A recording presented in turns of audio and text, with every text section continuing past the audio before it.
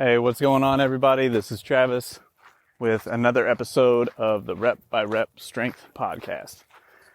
And if you've been listening to any of these episodes for any period of time, you would know that I mainly do these when I'm out for a walk with my dog. And tonight is no different. I just happen to be walking down a gravel road, so hopefully it doesn't pick up in the background too much. But anyway, it's been about a month since I've knocked one of these out. So it's been a busy month for sure. Most notably, we were back in our home state of Indiana for a week to celebrate my grandma's 100th birthday.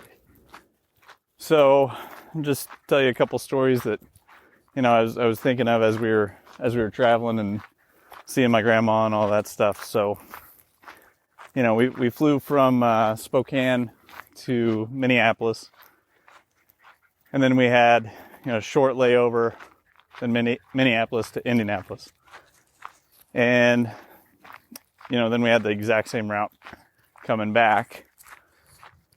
But we've got two daughters. We've got a 7-year-old and a 3-year-old, and when we landed in Minneapolis both at times, myself and my 7-year-old went out to, find some snacks or dinner and bring those back to my wife and my 3-year-old. So, for those of you who have never been to the Minneapolis airport, A, it's extremely clean, which is awesome. B, it is massive, which sucks because you have to travel for quite a ways before you can run into anything. So anyway, my daughter and I, got off the plane and then headed straight to try to find some dinner. And, I hear people's excuses all the time about why they can't train or why they can't eat healthy and all this stuff, why they can't sleep well, blah, blah, blah. It's just a barrage of excuses when it comes down to it. And really, here's a couple simple practical things you can do. Number one, since my 7-year-old was with me, her and I just made a game out of it. We were seeing how long we could run for or who could race each other. Like I would take off, she would try to catch me, we'd play tag a little bit. So we would jog, walk, sprint, walk, and just have fun. And that helped increase my step count for the day, got my heart rate up a little bit. And she was having fun. She was laughing, enjoying herself, and helped her forget that we were, traveling, made it a little bit easier for her. So that's an easy one to get some extra steps in while you're on the road. Run through airports, jog, sprint, walk, whatever. Make it as inconvenient as possible to get to the next gate. Take the long route, walk past your gate, turn around, come back, set a timer for every 15 minutes to get up and move around for 5 minutes. Just very simple, practical things. So now when it comes to eating can be a little more difficult, but when it comes down to it, if you're eating at a restaurant, look for things that are grilled, ask for sauce on the side. Ask yourself if you really need a bun or if you can enjoy the same food without a bun, for example. Or in our case, in one of the stops, the restaurants were closed, so we had to go to this kind of convenient, like a C-store, like a convenience store there in the airport, where everything was marked up. But we just looked for things that were practical from a calorie standpoint, and were as cost effective as possible as well. So examples there would be, a protein bar for myself and a fruit and nut bar as well. I think a company called Kind makes those. But anyway, that's one example of what I had. Then got the kids something with some protein in it, which I think was, some small milks. My wife got her a protein bar, and then, some other kind of quick little side, because they have snacks on the plane anyway. So those are some other little nutrition tips for you when you're traveling. Don't make it difficult, because if it's difficult, there will be no compliance. So simplicity is the key. So really the hidden calories, especially if you're at a sit-down restaurant, are going to be in the sauces, the buns, drinks, things of that nature. So yeah, those are a couple travel things there. Now, when it came to party day, you know, my grandma turning 100, it's an awesome achievement, and she has certainly seen so much in her life and has really been through quite a bit. But what I've noticed in the time that I've spent with her is how positive she is, and how she's always laughing and enjoying herself, and her toughness. And when I talk about her toughness, here's what I'm talking about exactly. Over her lifetime, she has had 4 different types of cancers. I'm not sure on the exact dates, but I want to say the first one was in the mid-60s. And the types, I can't remember all the exact dates on those, but the types were breast, ovarian, colon, and I believe skin cancers. And somehow she came through each and every time. So I think the positivity factor, the toughness attitude, and being optimistic for a good outcome all played a role. You know, obviously, you know, there's some aspect of that that's completely out of her hands, because I'm sure other people have had the same circumstances, but it didn't turn out so well. But I have trained different people throughout my career who have had different types of cancers and had been going through treatments. And again, what I noticed when I take a step back and I look at, you know, not just my grandma, but these folks that I trained at some point, is they all won. You know, they all came out on top. And all of them had a positive attitude, a healthy lifestyle. They were smiling. They were optimistic. They didn't focus on the negative or what could potentially be the scariest outcome.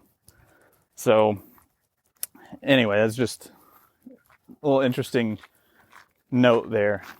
And anyway, it was good to spend time with her, and for her to see my kiddos and hang out with my wife again and all that stuff. So you know, she is still chugging along, and mentally as sharp as can be, and physically her body's just starting to get worn out, but she keeps pressing on day by day, step by step, and not getting too ahead of herself. So that was a really good visit we've had with her. And you know, another little story I wanted to bring up was we went over to my sister's house on Father's Day, and got to hang out with my dad, and my kids got to play with their cousins. And what's kind of funny is at my sister's house, she's married to an engineer, and this guy is always tinkering with something, building something, working on a really cool project, you know. And they've got, I believe it's 7 children. And anyway, my brother-in-law had built this, I don't know, probably 75-foot zip line in their backyard, tying these between these 2 trees. And this one tree where the kids will climb up, it's kind of a staircase style with the branches, is the kids will climb up following these branches that are broken off, and it looks just like a little spiral staircase. And once the kids get up there, then they'll latch in and just sling themselves across the zip line to the other tree. And my nieces and nephews had no issue. You know, they've done it 100 times. They just zip right up the tree and then, you know, hook in and go back and forth until they were tired of it and then hop down. And we tried to get my oldest daughter to do it, and she would get like, I don't know, 5-6 steps up there, and at this point she's 3 or 4 steps away from the top, and she would just start to freak out and decide she couldn't do it and climb back down. And this went back and forth 3 or 4 times. She just couldn't get over the mental hurdle. And she was letting the fear of what could happen paralyze her. She was so freaked out. She was getting so freaked out mentally that she wasn't willing to take the risk of having a hell of a lot of fun, really.